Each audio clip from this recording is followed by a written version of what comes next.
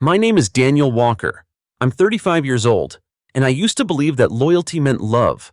I used to think that if I kept showing up for people even when they didn't deserve it, they'd eventually show up for me.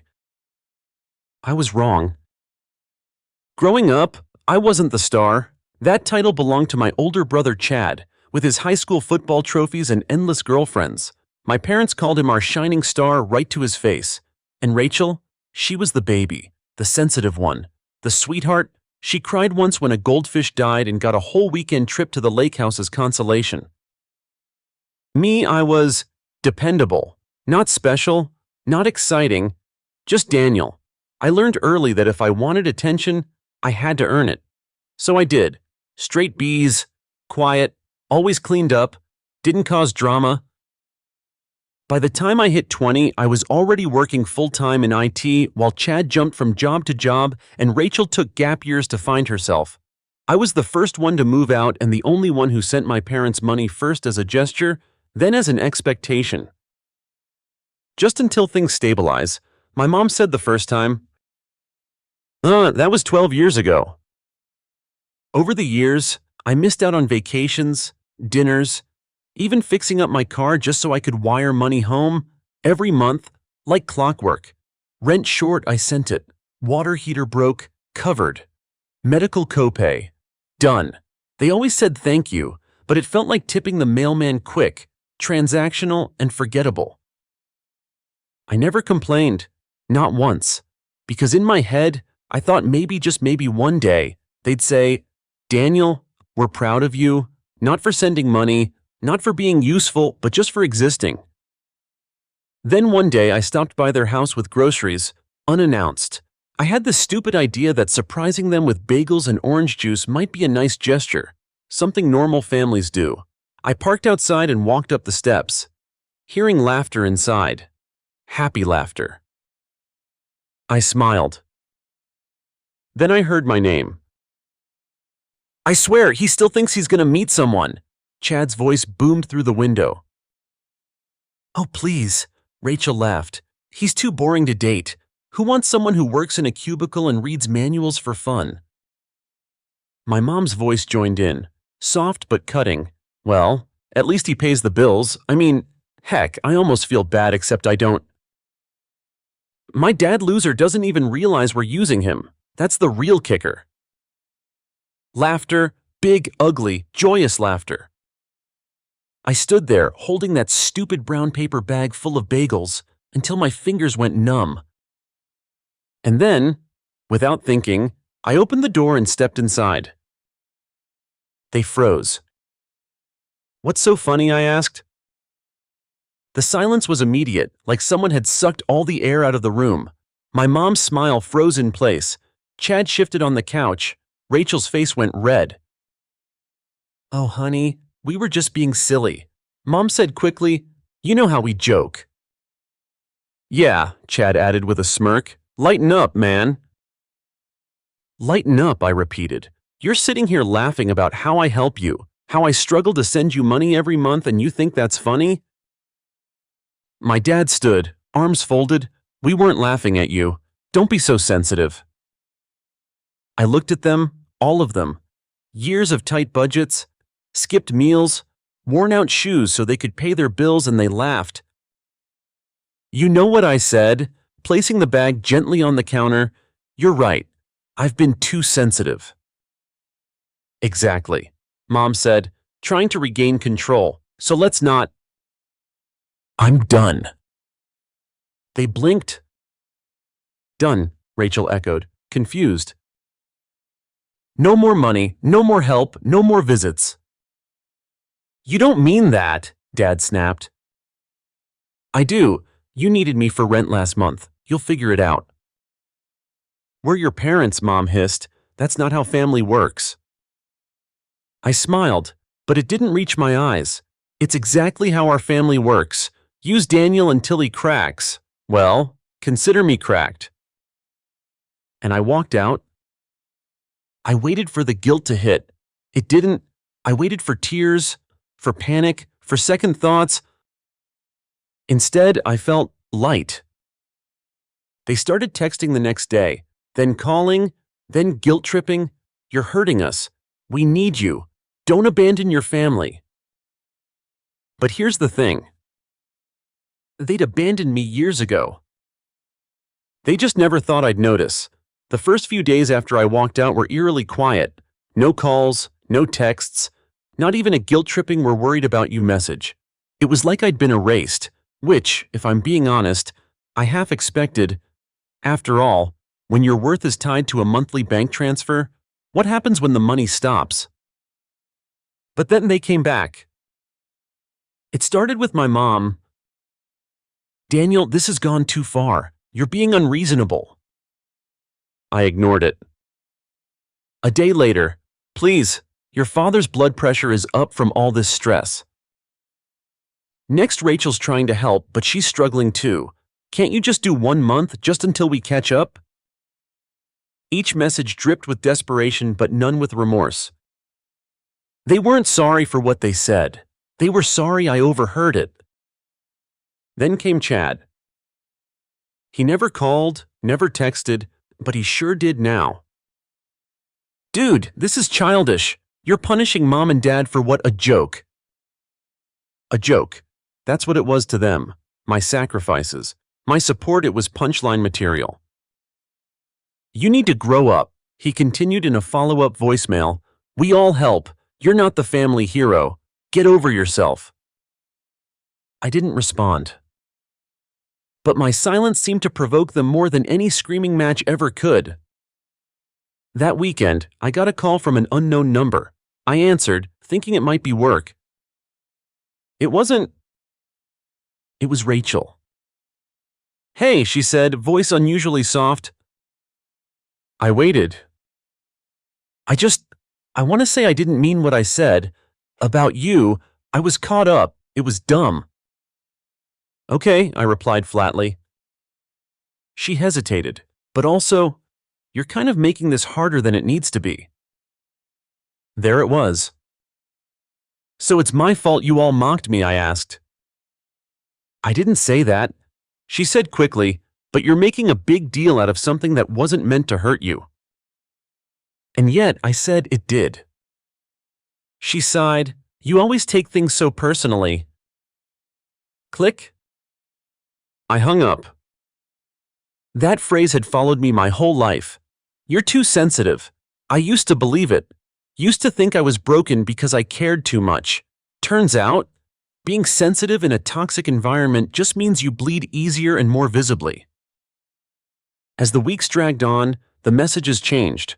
Less guilt, more venom. "Hope you're happy leaving your parents in the dust," one text read from Chad. "Real mature. Maybe next you'll sell their house too," Rachel added in another. They acted like I'd abandoned them, when in reality, I just stopped being their doormat. I knew it wasn't over, not even close. And sure enough, the calls came again. From my dad this time. "Daniel," he said one night, voice low, "tired. We're falling behind. Your mother's been crying every night." Silence. "We just need a little help. One time, you used to be so generous." I was never generous. I replied, I was desperate. He didn't understand. "I wanted your approval." I continued. "I thought if I kept giving, maybe I'd finally be enough." "Don't talk like that," he said quickly. "You're our son." "Am I? Because the way you talk when I'm not around, I'm just your backup plan." "Fine," he snapped. "Be petty. But when the power gets shut off, I'll remind them it was you who let it happen." There it was. The threat, the emotional cudgel, the ultimatum. And I didn't flinch.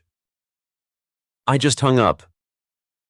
That night, I sat in my tiny apartment, surrounded by silence, and for the first time in decades, that silence didn't feel like punishment. It felt like peace. But they couldn't stand the distance. A few days later, I got a knock at the door. I didn't expect it. I'd blocked their numbers, ignored their emails, but there they were, my parents, standing outside like nothing had changed. I didn't open the door. My dad knocked again, harder this time. "Daniel, let us in." I spoke through the door. I asked for space. "And we're asking for help," my mom said. I shook my head. "You laughed at me while I paid your bills. That's not a family. That's a scam." My father growled, "So you're really turning your back on us?" "No, you turned your backs on me years ago. I'm just finally walking away." I didn't open the door. They eventually left. But it wasn't over. The following week, I got a Facebook notification. My mom had posted one of those vague passive-aggressive updates. "It's hard when your children forget where they came from, but the good Lord knows who really loves and supports you. Hashtag family. First hashtag forgiveness." I laughed bitterly. Forgiveness, that implied they ever felt guilt. Rachel posted a picture from brunch, her, Chad, their friends. Caption, "Grateful for those who show up." I wasn't surprised. They were doing what they always did, reshaping the narrative, painting themselves as victims, me as the cold-hearted villain. The truth didn't matter. Only the image. But I didn't respond. Because I was done performing. Still, a part of me hoped maybe one of them would get it. Maybe someone would reach out sincerely. But no. The next time I heard from any of them, it wasn't a call. It was a legal notice. They were trying to contest a financial agreement we'd made years ago, back when I first started sending them money. Apparently, they claimed it was voluntary support with no implied repayment, not a family loan. That's when I realized just how far they'd go. They wanted the money, but they never wanted me. So I did what they never expected. I lawyered up. I'd never stepped foot in a law office before. I thought those places were reserved for real legal battles, not whatever warped mess my family was dragging me into. But here I was, sitting across from a woman named Jenna Price, a no-nonsense attorney who looked like she ate manipulative parents for breakfast. She didn't flinch when I told her what was happening, not when I showed her the wire transfers or the screenshot of the bank app showing my account bleeding month after month. Not even when I told her about the social media posts mocking me, or the latest legal stunt my parents were trying to pull. "This," she said, adjusting her glasses, "is classic financial abuse. You didn't donate money, they solicited it under false pretenses. And now that the tap's dry, they're retaliating." I swallowed hard. What do I do? "We go on the offense," she said, her voice calm but razor sharp. "But first, you need evidence, bank records, texts, emails, anything showing what they asked for, what you gave, and how they responded. Every transaction you made to them, document it. If you ever wrote anything about why you were sending money, even better." It felt overwhelming, but it also felt right. I left her office with a folder of instructions and a quiet fire burning inside me. Back at my apartment, I dug in. I scrolled back through years of emails, texts, and bank statements, transfer after transfer, every rent payment I'd made on their behalf, every emergency fund, every "can you help us out this month" from my mother. There were hundreds. Each message was like a cut reopened. Every time they asked, I gave. Every time I hesitated, they guilted me. I even found an email from Chad, dated 2 years ago. "Dude, Mom's stressing out again. Can you just send the rent? She says she's gonna have a breakdown." I had transferred $1 and $200 that night. And what had they done with it? That's when I stumbled upon something that made me freeze. An old forwarded email from Rachel. I had helped her buy a used car once. Months after she said she couldn't get approved for a loan, she'd promised to pay me back in installments. She never paid me a cent. But this email, it was from a friend of hers. They were discussing a surprise vacation the family had taken to Vegas the month after the car purchase. Her friend wrote, "I can't believe your brother covered everything, and you still managed to sneak off to Vegas. You're insane." That wasn't all. Further down the thread, her friend asked if the bank mean knew they were using the car money for something else.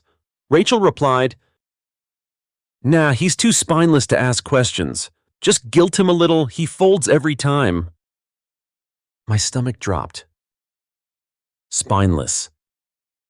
That was the word they used for me. That was the reward for years of loyalty.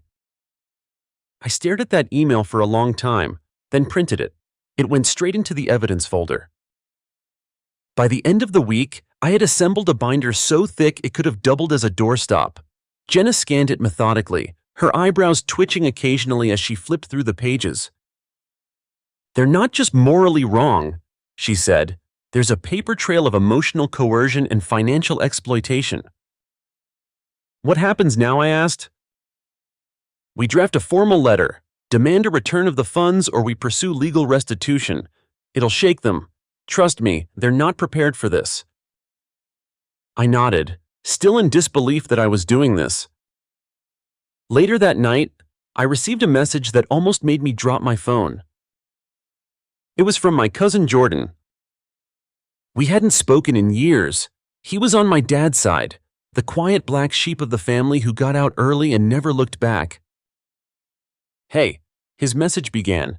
"Heard about the mess. Saw some of the Facebook stuff too. Just wanted to say I believe you.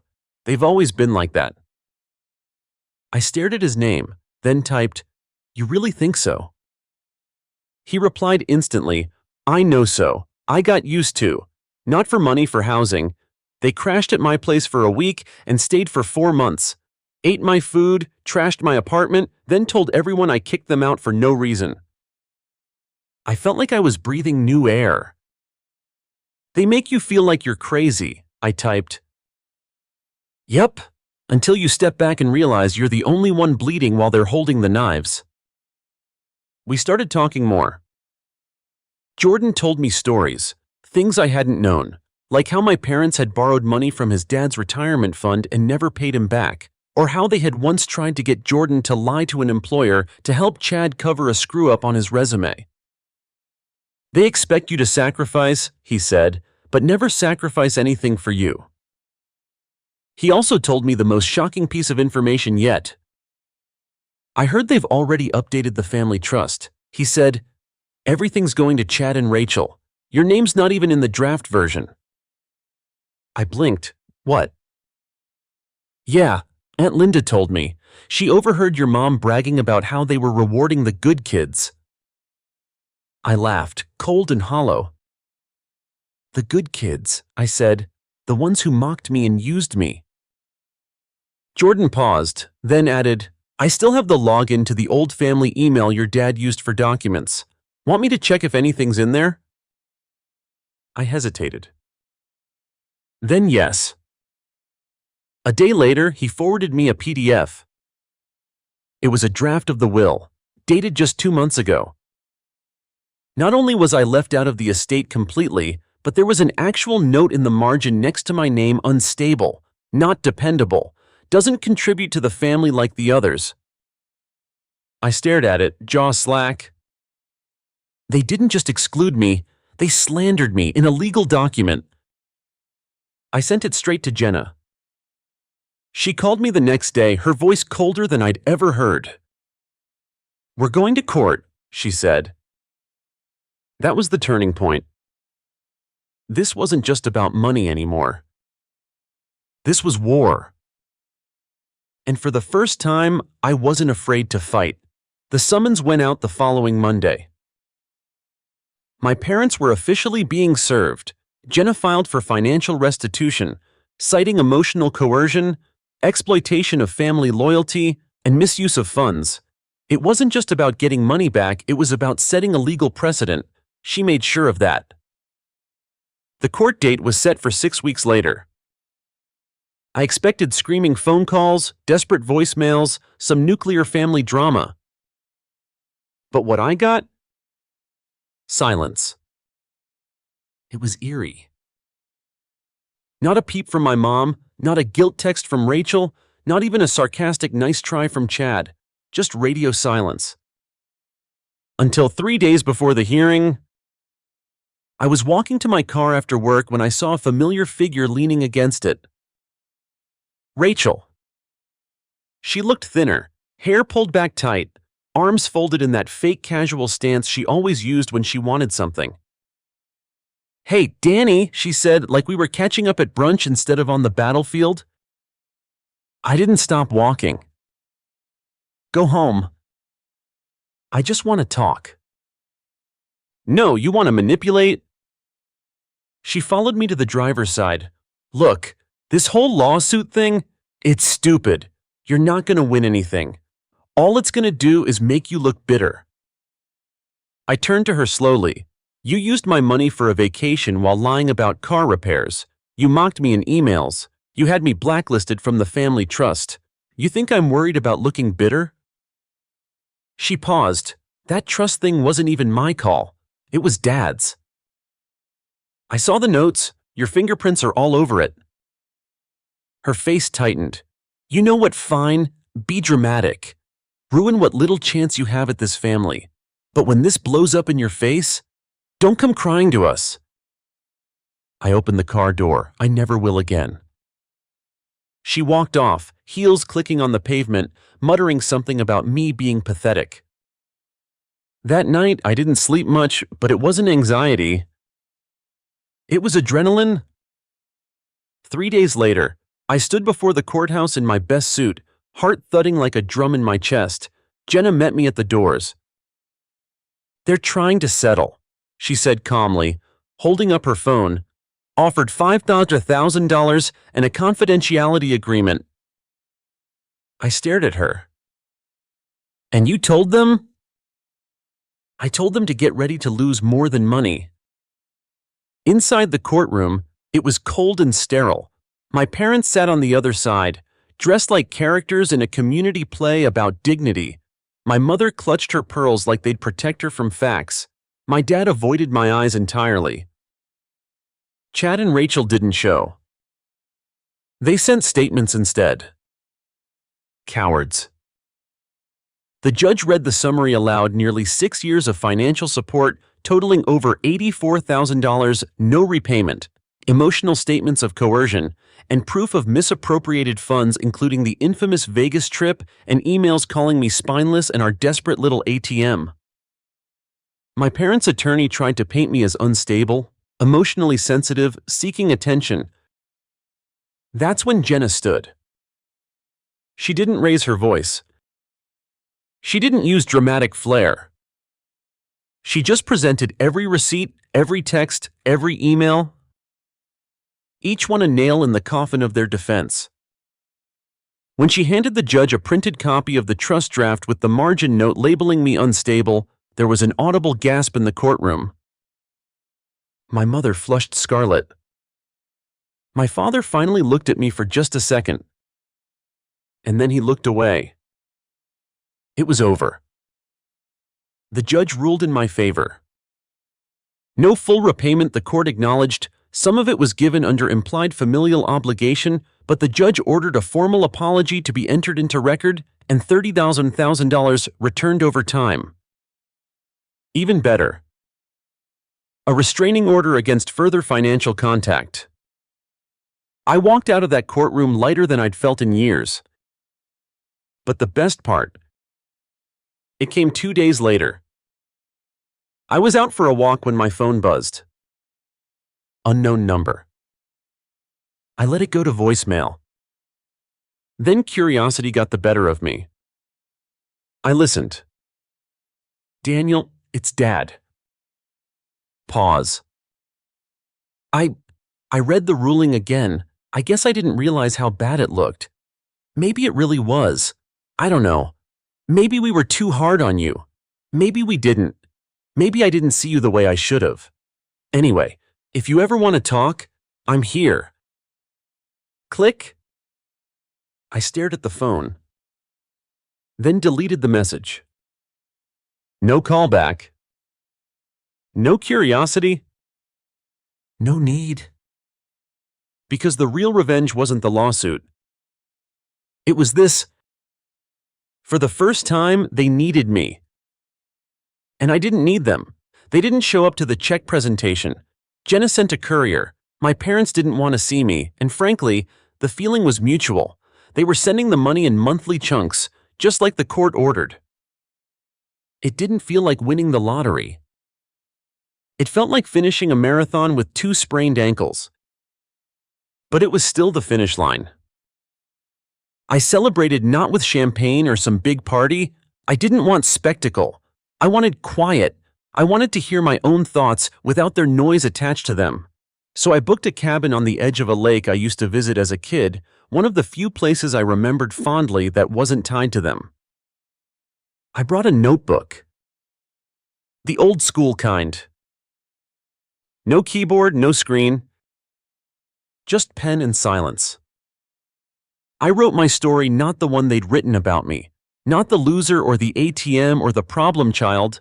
I wrote about the version of me that had carried people far past what was fair, far past what was love. I wrote about the boy who thought love had to be earned through sacrifice and silence. I wrote until my hand cramped and the ink ran dry. Then I put the notebook away. And I lived.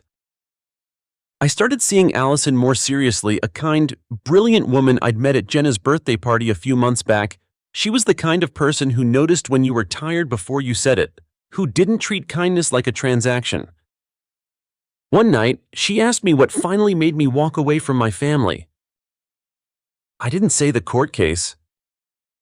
I didn't say the emails or the dinner or the voicemail from my dad. I just said they seated me in the garage. She blinked. What? Not literally. I explained, but they might as well have. Every time I showed up for them, every dollar I sent, every bit of myself I gave, they sat me further away from being seen. And I finally realized that the only seat I had at their table was the one I dragged there myself. So I stopped dragging. She reached across the table and squeezed my hand. You never deserved that.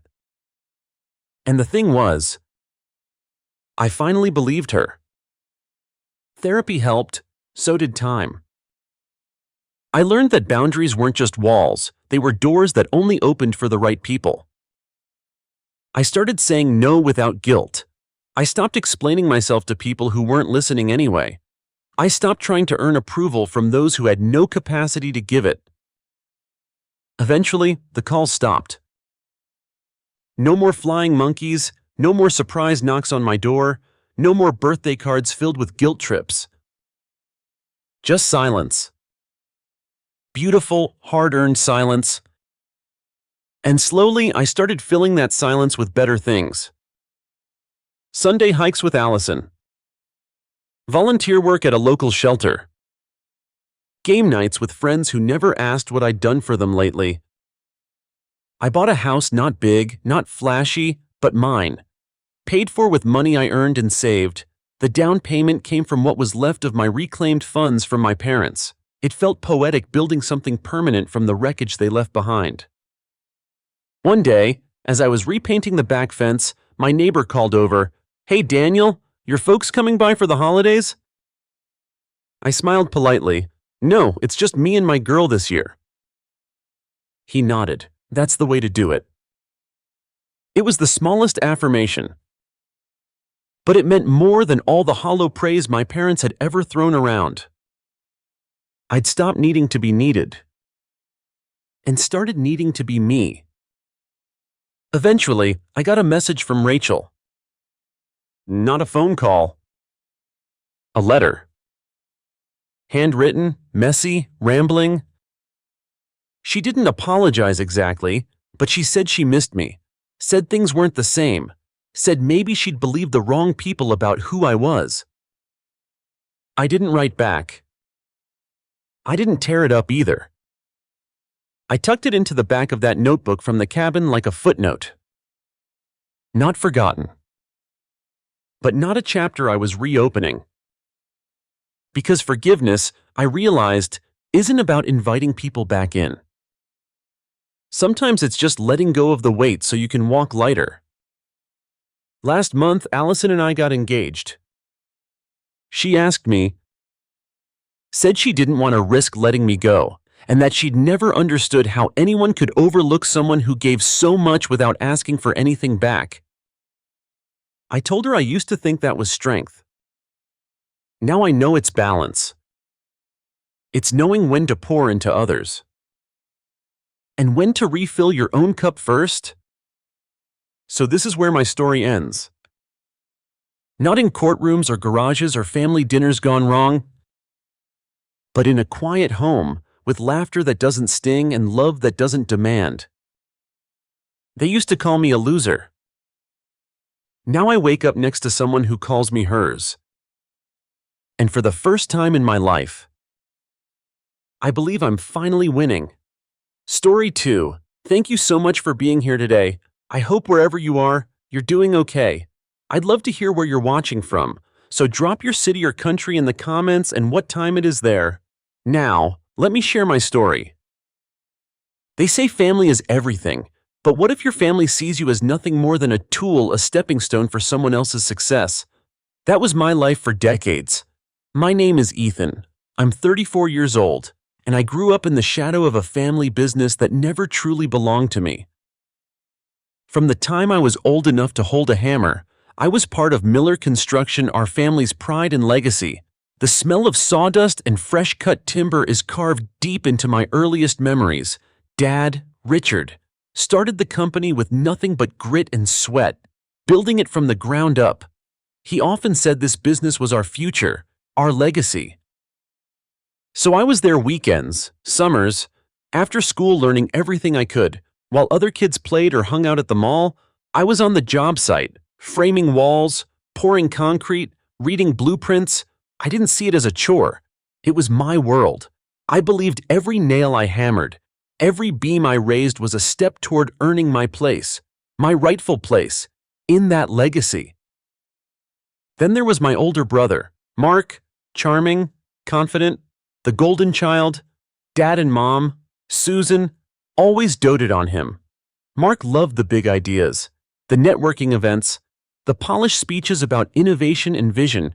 He rarely got his hands dirty. The business, they said, needed someone with his vision to take it forward.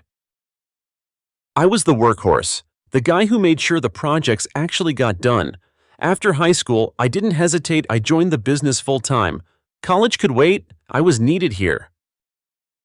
The 2008 recession nearly wiped us out. I poured $50,000, every penny of my college savings, into the company just to keep payroll running. Dad promised, "We'll pay you back." Son, Mark was conveniently out of state, chasing his own dreams.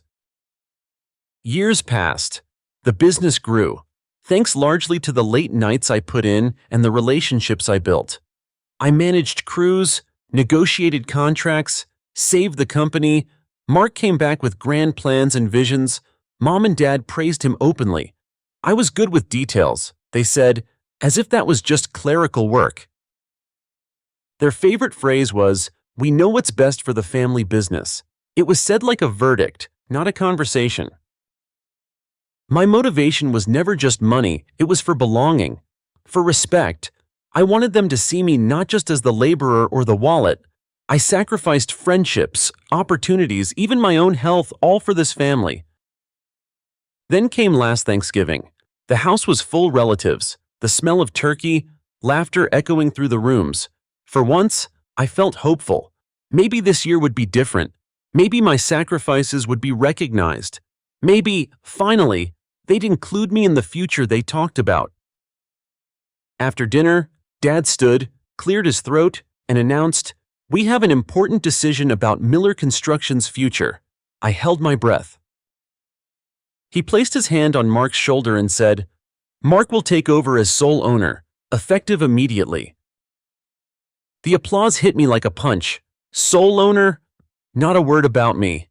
My years of blood and sweat erased. I asked, barely above a whisper, "What about me? Everything I've done?" Mom smiled cold, distant. "Your sacrifice was just family duty. Ethan, Mark has the vision to lead. You should be proud."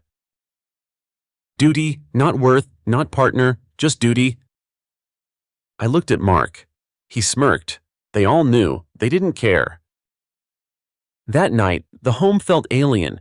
Every photo, every memory, a reminder of betrayal. I left before the congratulations ended. That was my rock bottom. After that Thanksgiving, everything changed, though nothing outwardly did.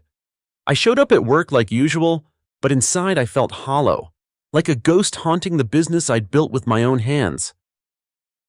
The company was now Mark's kingdom, and I was just a tenant, an employee in a place I once called mine. They didn't even ask me what I wanted or how I felt. Just decisions made over my head, my years of sweat and sacrifice dismissed as family duty. It stung worse than any slap. Trying to speak to my parents was like hitting a wall of stone. "You're being dramatic," Mom said one afternoon, her voice syrupy sweet but with steel underneath. "You always were too sensitive. Mark's got the vision, and this is what's best for the company."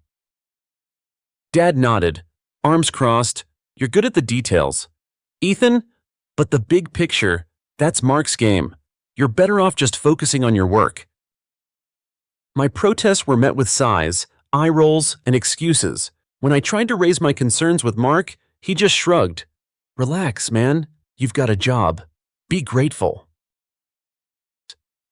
Grateful for what? Being sidelined.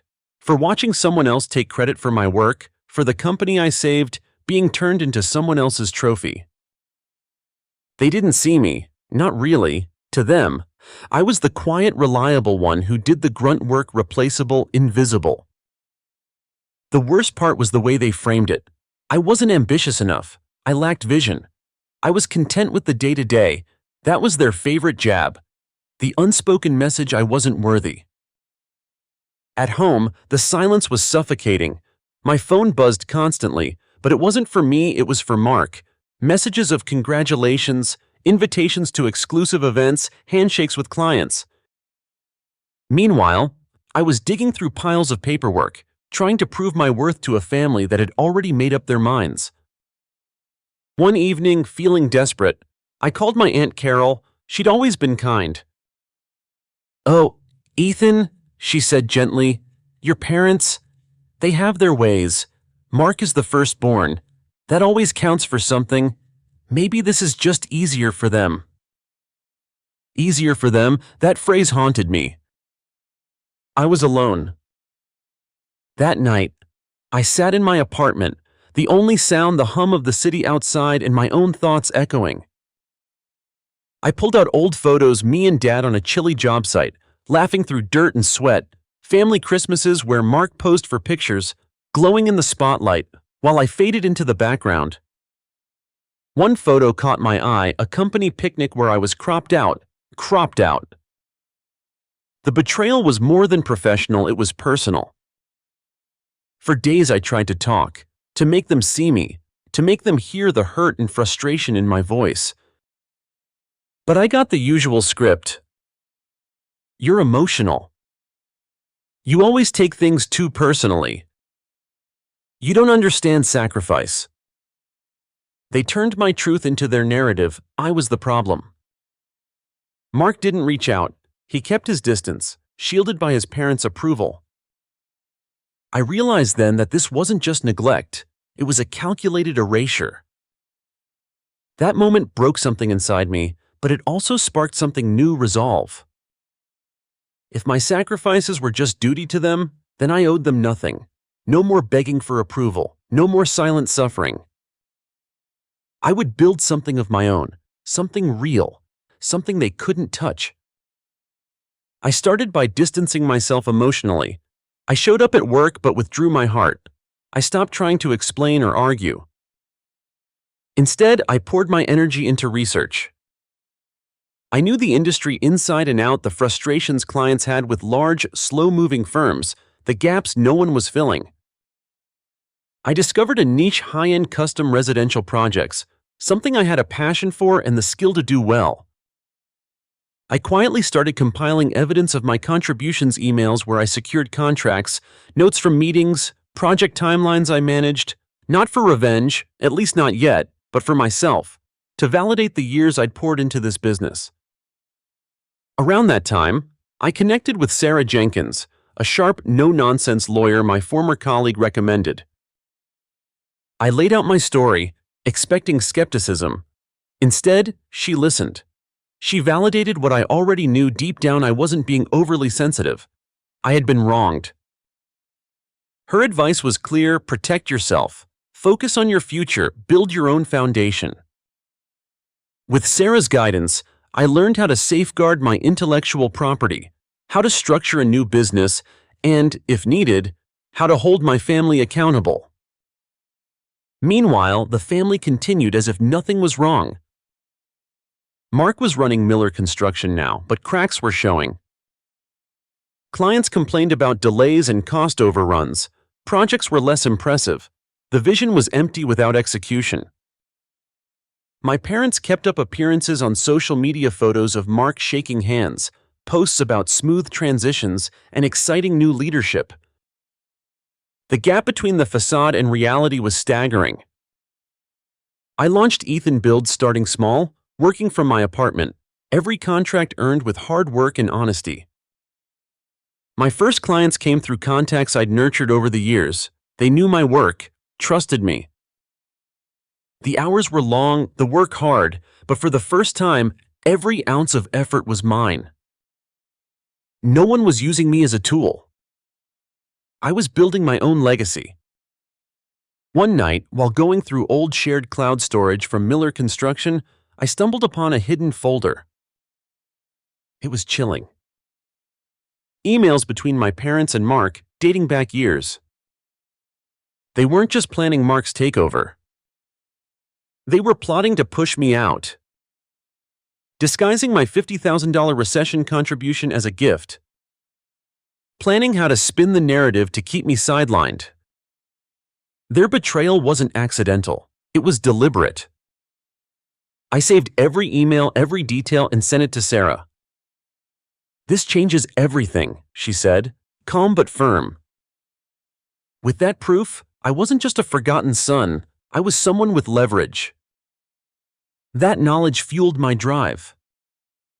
Ethan Builds grew faster than I imagined. My reputation for quality and integrity spread. I hired a small, loyal team. 2 years later, we were thriving, taking on bigger, prestigious projects. The $2.5 million valuation my family boasted of, our independent assessment valued my company well over twice that. The growth of Ethan Builds felt like breathing after holding my breath underwater for years. I was finally reclaiming space, not just physically, but emotionally and financially too. Word spread through the industry: a new player was shaking things up. Clients tired of corporate coldness found a craftsman who cared. A builder who was hands-on, honest, and reliable. That builder was me. Meanwhile, the cracks in Miller Construction's facade deepened. Rumors swirled about missed deadlines, unhappy clients, and sloppy management under Mark. The family's polished social media posts became desperate attempts to cover up the reality. One afternoon, I received a formal invitation. Miller Construction was hosting a grand 50th anniversary gala, an event to celebrate the company's legacy and to showcase Mark's leadership. The invitation was signed by my parents and Mark himself. At first, I thought about ignoring it. Why walk into the den of those who had betrayed me? But then I saw it differently. This was my chance to speak my truth, to expose the lies beneath their polished smiles, and to draw a clear line in the sand. I RSVP'd yes. The night of the gala, I dressed carefully this time, in a suit that fit perfectly, custom-tailored, a symbol of the man I was becoming. Sarah was there too, her presence a quiet anchor amidst the storm I was about to stir. When I entered the ballroom, heads turned. Some faces betrayed surprise, others wary curiosity. My parents' smiles faltered briefly before the practiced warmth returned. Mark, ever the showman, greeted me stiffly, eager to keep me contained. As the speeches began, Dad took the stage, extolling the virtues of the company's past and its bright future under Mark's helm. The room applauded, the air thick with forced enthusiasm. Then came my moment. Slowly, deliberately, I made my way to the stage. The murmurs grew, some questioning, some curious. Dad's voice cut through, sharp. "Ethan, what are you doing?" I took the microphone set aside for Q&A and steadied myself. "Good evening," I began, my voice carrying through the hall. "My name is Ethan Miller. For 15 years, I poured my heart, sweat, and soul into Miller Construction. I worked the jobs nobody else wanted, secured major contracts, and even invested my own savings during the toughest times." I let the silence linger, letting the weight of my words settle on the room. "Last Thanksgiving," I continued, "I was told my sacrifices were just family duty, my contributions invisible, and the company my parents promised would be my legacy was handed to my brother instead." I glanced at my parents, watching the color drain from their faces, the tightness in their smiles. I realized then that the family I thought I had was an illusion. True respect and worth aren't inherited, they're earned, and I've spent the last 2 years building something real, something based on integrity and hard work. I turned to the crowd, letting the message hit home. My company, Ethan Builds, specializes in high-quality custom residential projects. Recently, we secured a contract that will double our size. Independent valuation puts us well above $5 million. The room buzzed. Some faces betrayed shock, others, admiration. Then I hit them with the hardest truth. I connected my phone to the projector. The screen lit up with emails private, damning conversations between my parents and Mark plotting to phase me out, to frame my financial support as a gift, and to erase my role entirely. The room erupted. Whispers became gasps. My parents sputtered, desperate to drown out my voice. Mark's face turned a shade paler than usual. "This," I said, voice cutting through the chaos, "isn't family duty, it's betrayal, manipulation, and this," I gestured broadly, "is where I draw my line."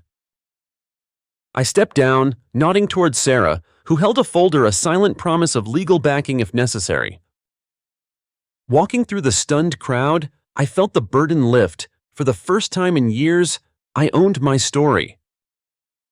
Outside, the cool night air hit me like a cleansing wave. The aftermath was as turbulent as expected. My parents and Mark launched a campaign to discredit me, calling me unstable, jealous, and bitter. But the evidence was undeniable. Industry colleagues and past clients rallied to my side, impressed by the transparency and integrity I demonstrated. Sarah handled every legal threat with calm precision. When my parents accused me of stealing company secrets, the truth came out. I had legitimate access to all documents, stored on a shared drive. We quietly pursued compensation not just for the $50,000 I had invested during the recession, but also for years of unpaid executive-level work. It wasn't about the money alone, it was about recognition, justice, a validation of my worth. My family fought back, but facing public exposure and hard proof, they eventually settled, grudgingly. Though the settlement was a fraction of what I deserved, it marked a turning point, a legal acknowledgement of my contributions. Meanwhile, Miller Construction floundered. Mark's leadership, hollow without substance, couldn't sustain the business. Rumors of financial struggles and potential sales circulated. The family's social standing took a hit. Clients questioned the company's stability. Suppliers hesitated. I heard whispers that parts of the business had been sold off at a loss. Some even speculated the entire company might fold. I felt no glee in their downfall. It was simply the natural consequence of misplaced priorities, valuing appearances and favoritism over genuine relationships and respect. My relationship with my parents and Mark became strictly transactional at best, non-existent at worst. No apologies came, no acknowledgments. But I had made peace with that long ago. Today, Ethan Builds is my legacy, a company built on respect, transparency, and hard work. My team isn't just employees, they're my chosen family, loyal, skilled, and appreciated. Sarah has become more than just my lawyer. She's a trusted friend and advisor. Reflecting back, That Thanksgiving marked the darkest moment in my life, but also the start of a new chapter. Healing was slow. I grieved the family I wished I had. I mourned the years lost to manipulation and the illusion of belonging. Therapy helped. Emily stood by me as a source of love and strength.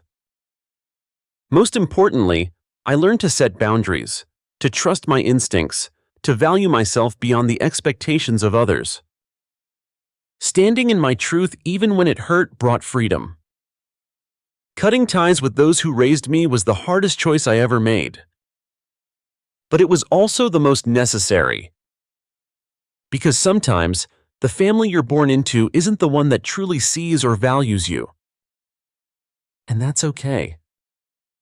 You have the power to define family on your own terms, to build your own foundation, to set boundaries even when it feels impossible. Your first duty is to yourself, to your peace, your integrity. Have you ever faced betrayal from those you trusted most? How did you find the strength to reclaim your worth? Share your story below.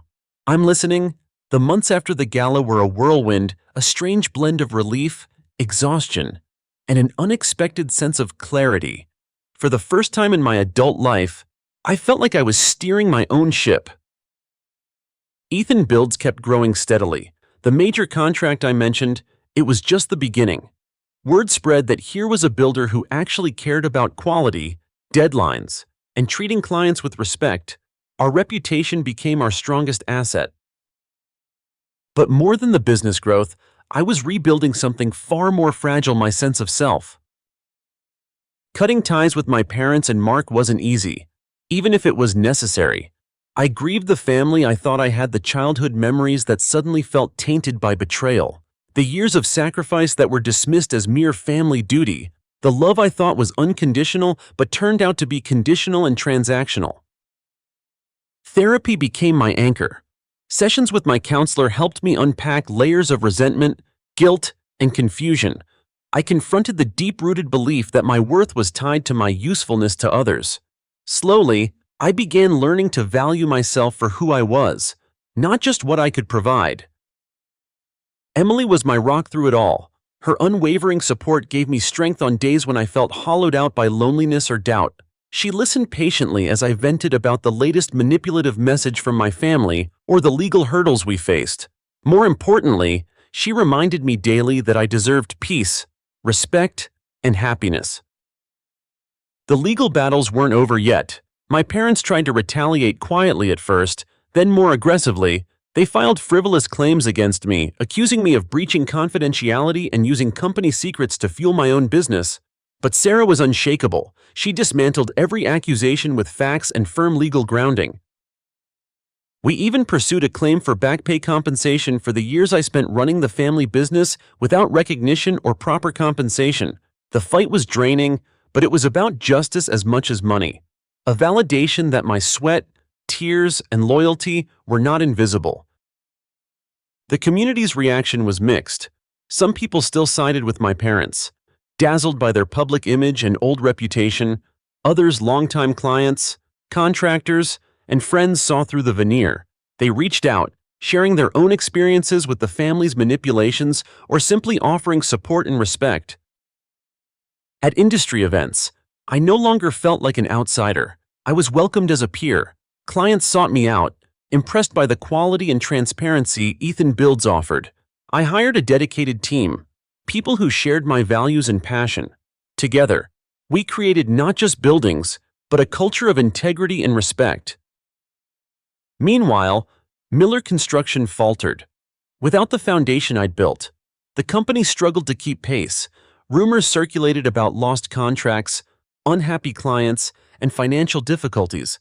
The family's social status took a hit, and whispers about the internal strife became public knowledge in certain circles.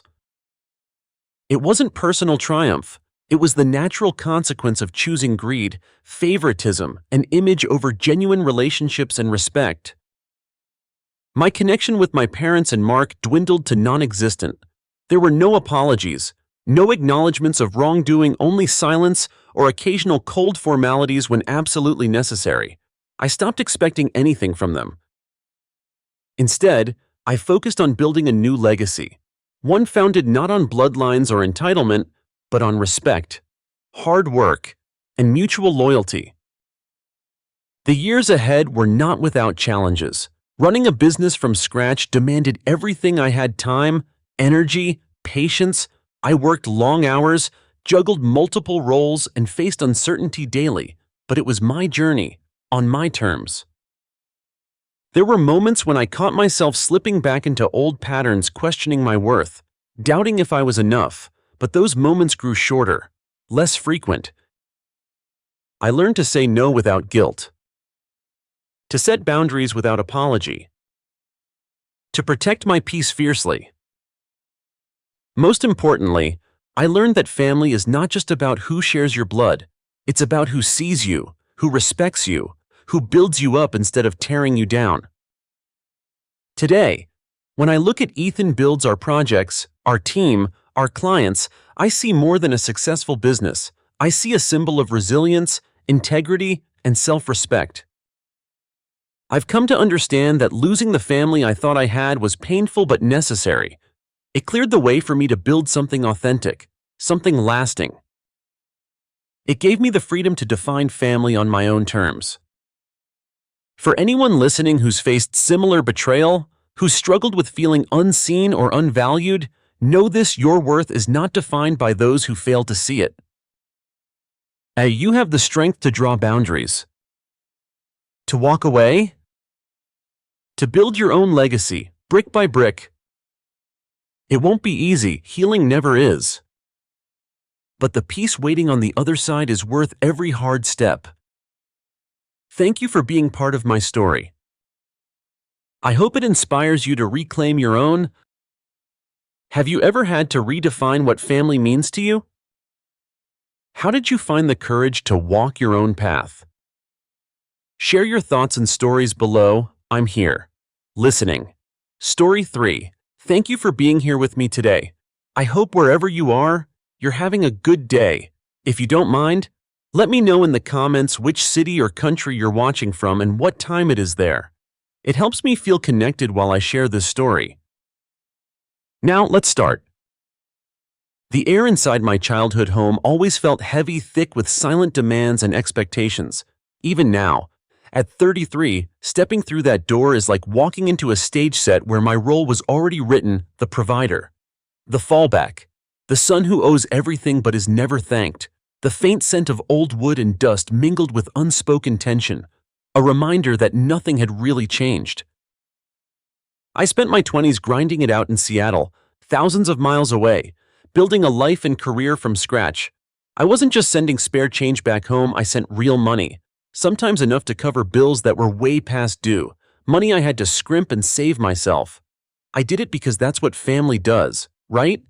Because I thought that's what sons do. I did it because I craved their approval, a quiet validation that I mattered, that I was enough. Years ago, when I was barely hanging on in a tiny studio apartment, the news hit that our house was on the verge of foreclosure. Dad had lost his job. Mom's health was declining. The mortgage was months behind. Their voices over the phone were frantic, desperate. My sister, Lily, was still living there then, and she broke down in tears. I was terrified we'd lose that physical piece of my past, no matter how complicated it was. I looked at my savings, a modest $35,000, set aside for a down payment on my own place, and made a choice. I wired them that money. To them, it was just another month's payment. But to me, it was a huge sacrifice. Watching the balance in my account shrink, my stomach twisted in knots, but the relief in their voices was enough. For a moment, the crisis passed. That wasn't the only time. Medical bills, car repairs, Lily's failed ventures, each time. I tightened my belt and pushed my dreams further back. They took my help like it was owed, with little more than a cursory thanks or a quick pivot to their next crisis. No conversations about investment, no acknowledgement that my sweat and sacrifice were part of keeping us afloat. But in my mind, my money was intertwined with that house. With our survival, it was part of me. Thanksgiving this year brought me back home to Ohio. The air was colder, sharper than I remembered. The house, which once felt like a fortress of my childhood, looked smaller and more sterile, like a museum piece with a festive wreath slapped on the door. Inside, the same heavy air met me. Mom greeted me with a tight smile. Dad barely nodded. Lily didn't even look up from her phone. "Oh, hey, Alex, you're here," she said, voice flat as concrete. No hugs, no warmth, just the acknowledgement of my body in the room. Over the next few days, the conversation circled predictably back to money. "Your business is doing well now, isn't it?" Dad asked one evening, eyes narrowing over his plate, not with pride, but calculation. "Stable," I said cautiously. "Growing," I added. Mom's voice softened, but with an edge. "Taxes went up. Lily needs new tires." My chest tightened as the familiar pattern took hold. I tried to explain that I was reinvesting profits, covering my own expenses, planning for the future, but my words hit an invisible wall. Lily looked up, sighing. "Honestly, Alex, it's not like you have a family or anything. No kids, no mortgage. What else do you need your money for?" Her tone was casual but cruel, cutting through me like a knife. She always knew my deepest insecurities and knew how to press them. My single status, my career-focused life framed as failure, proof I had no real responsibilities. And because of that, my money was fair game. I felt that old familiar knot tighten in my chest, like barbed wire wrapped around my heart.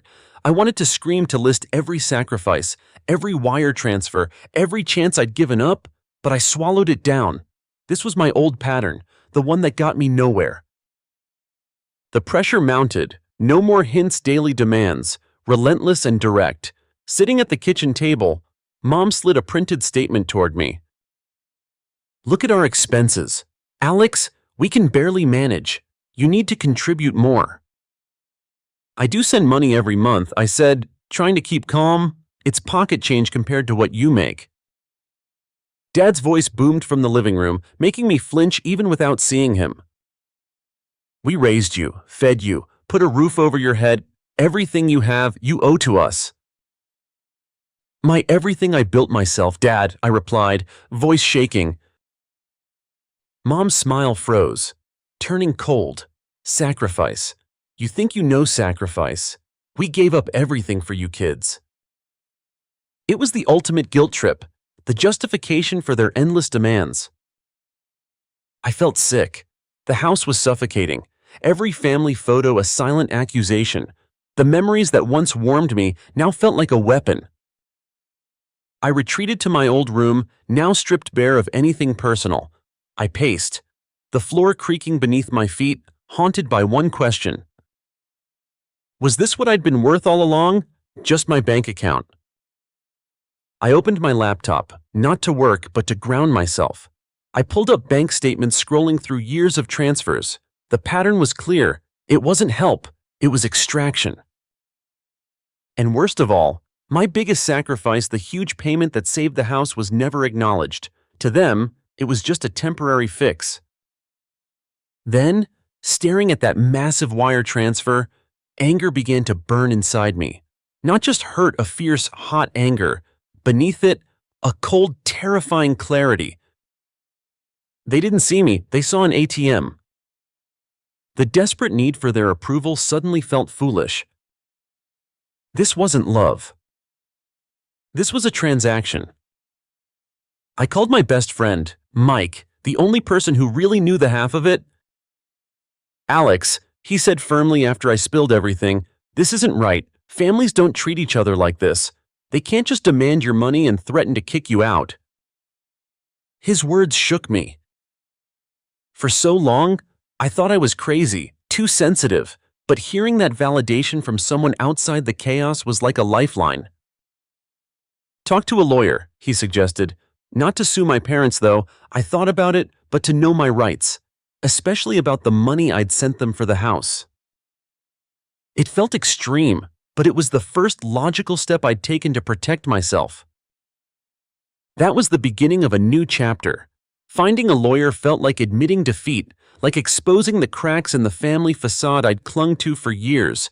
But Mike's words echoed in my head. This isn't right. I owed it to myself to at least understand where I stood. I found a local attorney, Claire Jacobs, through a recommendation. Her office was sleek but welcoming, and when I sat across from her, I felt like for the first time, someone was truly listening. I laid out everything: the years of sending money home, the payment that saved the house, the recent threats, the coldness I'd felt, the emails I'd stumbled across, revealing their deception. Claire nodded thoughtfully, then said, "Without a formal contract, proving your financial stake is tricky, but not impossible. That big payment, that can be recognized legally as a resulting trust or equitable lien. Essentially, it means you have a right to claim your share of the property because your money went directly to pay it off." She explained how deeds sometimes don't reflect actual ownership, especially in families where the paperwork isn't handled transparently. We need to get a certified copy of the deed. That's the first step. I swallowed hard. A certified deed.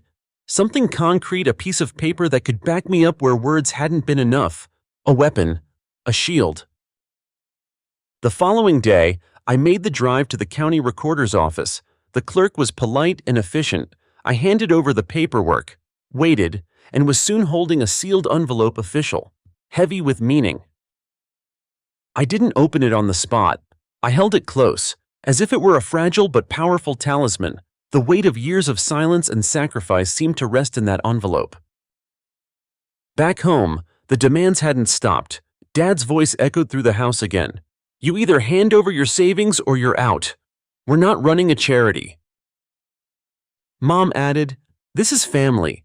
Alex, you think you've done anything for us? It's all thanks to us." I felt their anger like a physical force, but I was quieter now. I agreed to meet them after dinner that Sunday, knowing the confrontation I'd been dreading was unavoidable. I spent the day preparing, emotionally detaching, packing my essentials, rehearsing what I needed to say. Most of all, I held the deed close, my anchor in the storm. The living room was cold, heavy with tension. Dad sat rigid, jaw clenched. Mom's hands trembled slightly as she clasped them tightly in her lap. Lily lounged nearby, her eyes sharp and expectant, like a cat waiting for the drama to unfold. Dad broke the silence. "Have you made your decision?" I met their eyes, no warmth, only the weight of expectation. My own heart pounded fiercely, but my voice was steady when I replied, "Yes." Mom's smile faded. "And you transferred the money?" "No," I said simply. Dad's face twisted in rage. "No, are you defying us after everything we've done for you?" I held his gaze. "Sacrifices. You think you know sacrifice? We gave up everything for you kids." His jaw tightened. "You're being ungrateful." But I had something to say now, evidence. I pulled out my laptop and opened the folder of emails I'd found months earlier. The ones that showed the truth about how my help with Lily's so-called emergency was spent on cosmetic dental work and vacations. I let the silence hang, heavy and accusing. Mom's lips trembled. "That's a lie." I saw the emails. "Mom, I have them here." Dad exploded, his voice thunderous. "You're spying on us. Get out of this house, now!" The rage was deafening. Mom's voice chilled. "Hand over your savings or pack your bags. You're not living under our roof for free." This was the moment. The raw, ugly truth laid bare to them. I wasn't a son, I was a paycheck, an obligation, a tool. My chest clenched, but I was calm. Slowly, I reached into my bag and pulled out the sealed envelope, the deed.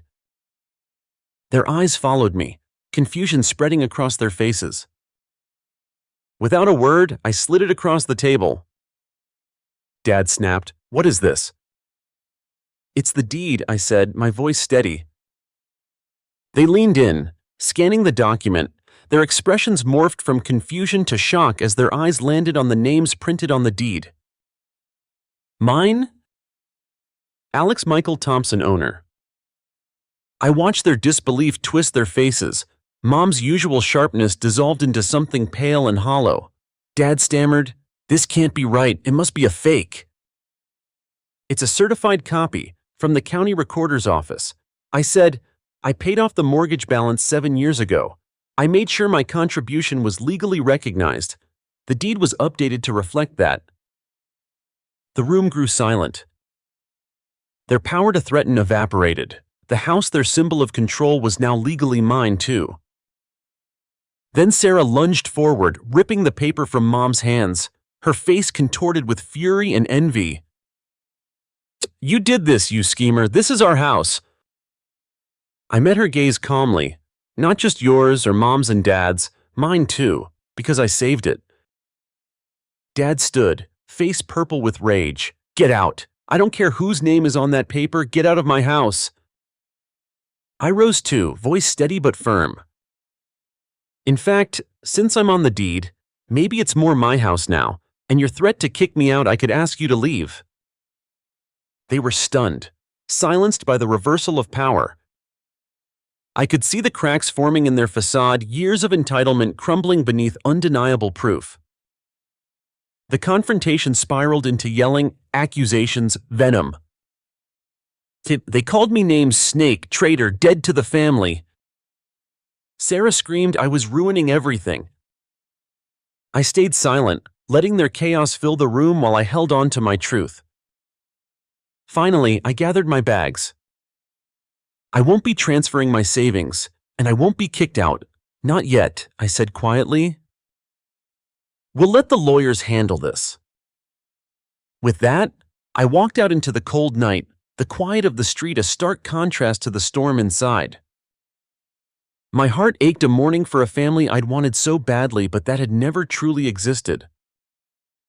But beneath the ache was a fierce, liberating freedom. The fallout hit harder than I expected. Word spread fast. My parents spun their own narrative, painting me as the villain, a greedy, ungrateful son out to steal the family home. Family gatherings I wasn't invited to anymore. Friends I'd known since childhood turning cold or avoiding me altogether. Even neighbors whispered behind closed doors. Sarah was the fiercest. On social media, she posted passive-aggressive updates about loyalty and betrayal. She painted me as the bad guy, the son who threw away the family for money. Each post stung, but deep down I knew the truth was on my side. Claire Jacobs, my lawyer, became my rock. Every letter from their lawyers, every thread of lawsuits, she handled with a calm efficiency that steadied me. Legally, you're untouchable, she assured me. The deed speaks for itself. They're grasping at straws. But no amount of legal protection softened the blow of losing my family. In the early days, the silence was deafening. No phone calls, no messages, just an echo of the life I'd lost. I leaned heavily on Mike. He never wavered. You're not alone in this, he told me one night over a late dinner in my tiny apartment. They're scared because you finally stood up. That's why they lash out. Those words became my anchor. Then, unexpectedly, I heard from Aunt Carol, Mom's older sister, a quiet presence who had always stayed out of the drama. Alex, she said gently over the phone, I don't believe their stories. I've seen how they treated you. You deserve better. Her voice cracked with sorrow, but also relief, like a weight was lifting. It was the first time since the confrontation I felt a genuine connection to family. That moment was a turning point. I realized family isn't always who you're born to sometimes. It's who sees you, truly sees you, and stands by you. With Carol's quiet support, Mike's unwavering friendship, and Claire's guidance, I started rebuilding. I poured myself into my company, Alex Built, with a renewed fire. Small contracts turned into bigger projects. Word spread about the quality and integrity I brought to every build. Clients appreciated the personal attention, the honesty, things my old family business seemed to have lost. Within 2 years, Alex Built was thriving. We secured a contract that doubled our business size. Our reputation became a beacon in a crowded market. The $35,000 I once desperately tried to keep was now a drop in the bucket compared to the millions my company was worth. Still, The scars ran deep. The holidays were the hardest. Visiting family gatherings was out of the question. Every card, every invitation ignored was a reminder of what I'd lost. But I was learning to cherish my own peace. One afternoon, while sorting through old files from the family business, I found something chilling: emails between my parents and Sarah. They weren't just excluding me from the business, they were actively plotting to erase my contributions, paint me as the problem. They discussed how to spin the story to investors and clients, how to minimize my role in major contracts. Their disdain was palpable in the cold language they used.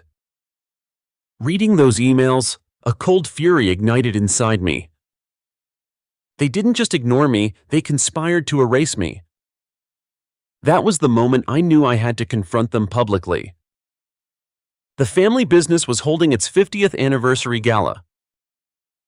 An event designed to celebrate Mark's leadership and the company's bright future. I was invited, a formal, stiff invitation signed by Richard, Susan, and Mark Miller. They expected me to decline or, at best, show up quietly, a reminder of my diminished place. But I RSVP'd yes. This was my moment. The night of the gala, I walked into the grand ballroom feeling different, not the overlooked son craving approval, but a confident man owning his story. My suit was tailored, my posture firm. Claire was there too, discreet but ready. My parents and Mark saw me and faltered. Their practiced smiles slipped for a moment before returning, colder now. They tried to contain me, steering me into corners, interrupting with forced pleasantries. After dinner, Dad took the microphone for a speech about legacy and the company's future. Mark beamed, basking in the limelight. Then I moved. Walking to the stage wasn't just a walk, it was a statement. I took the microphone calmly, letting the room hush around me. For 15 years, I poured my heart and sweat into Miller Construction. I said, voice steady. I was the one working on the ground, the one managing crews, building relationships. Eyes shifted. Some clients nodded subtly. Last Thanksgiving, I was told my years of sacrifice were just family duty. A ripple of shock passed through the crowd. Mom's face was white. Mark looked stunned. But I realized, I continued, that true worth isn't given. Respect isn't inherited, it's earned. I held up the certified deed, projected emails revealing their plans to exclude me. This, I said, isn't family duty, it's betrayal. The room buzzed with whispers. Their facade crumbled before my eyes. I finished with a firm declaration: I'm building my own legacy, one based on respect, integrity, and hard work. I stepped down, walking through the stunned crowd, feeling the weight of years lift from my shoulders. The confrontation was messy. And they tried to discredit me, spreading rumors, but the truth had been spoken aloud, witnessed. Old clients disillusioned by Mark's leadership reached out, wanting to work with me. Alex Built was no longer just a startup, it was a symbol of resilience. Even though my relationship with my parents and Mark remained severed, I found peace in the family I chose. Mike, Carol, Claire, and my new team became my real family. They saw me, they valued me.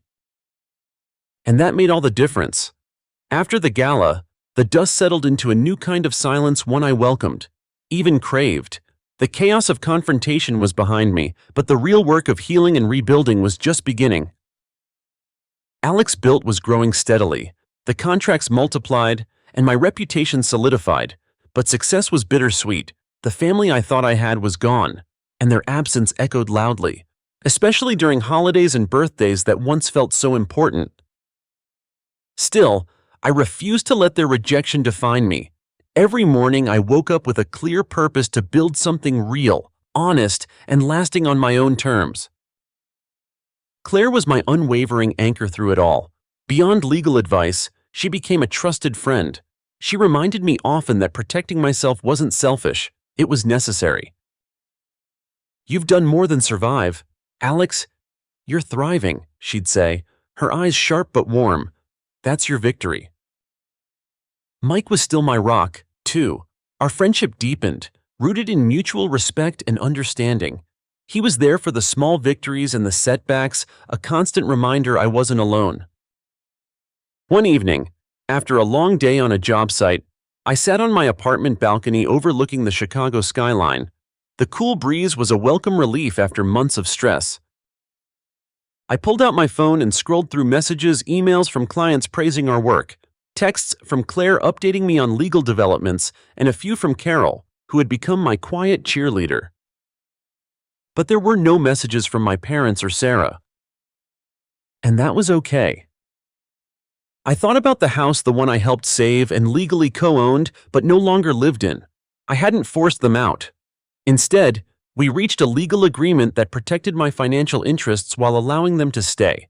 It was a boundary set firmly but fairly. The price, though, was a fractured family. I still caught whispers about the fallout. Some relatives chose sides, others drifted away entirely. A few reached out, quietly expressing regret or sympathy, but nothing that repaired what was lost. It was hard accepting that some relationships simply couldn't be healed. Yet, new relationships blossomed, friendships forged in honesty and support, connections built on mutual respect rather than obligation. Alex Built wasn't just my company, it was my new family. The office grew. I hired people who shared my values: integrity, hard work, and respect for everyone involved, from clients to crew. Together, we tackled challenging projects: custom homes with intricate designs, renovations blending old charm with modern flair. Every successful completion was a testament to resilience. One day, Claire called with news. "The settlement offer from your parents is on the table. It's less than you hoped, but it acknowledges your stake and your contributions," she said. I sat back, absorbing the news. The fight wasn't about money anymore. It was about recognition, closure, and reclaiming my narrative. I took the offer. The legal battle was over. What remained was rebuilding my life without the weight of their expectations or manipulations. Through therapy, I unpacked the layers of hurt, the gaslighting, the betrayal, the endless need for approval that was never granted. I learned to set firm boundaries, to trust my instincts, and most importantly, to value myself independently of anyone else's validation. Some days were tough. There were moments when the loneliness crept in, especially when memories of family holidays surfaced. But each time, I reminded myself of what I'd gained: freedom, self-respect, and a family that truly saw me. I remember one winter evening, sitting by the fire with Mike and Claire. We laughed over old stories, toasted to new beginnings, and shared dreams that no longer felt out of reach. It was in those moments I felt whole. The pain of my past hadn't disappeared, but it no longer controlled me. I was building a future on my own foundation, strong, honest, and unbreakable. Looking back, the hardest part was walking away from the family I thought I had. But in losing that illusion, I found my true self. And that was worth every sacrifice. So here's to those of you out there fighting your own battles. Remember, your worth isn't defined by those who refuse to see it. Your story isn't over until you decide it is. Stand tall, set your boundaries, and build the life you deserve. Thank you for sharing this journey with me. If you've ever had to draw a line with family, I'd love to hear your story in the comments. Wherever you are, whatever your fight, you're not alone.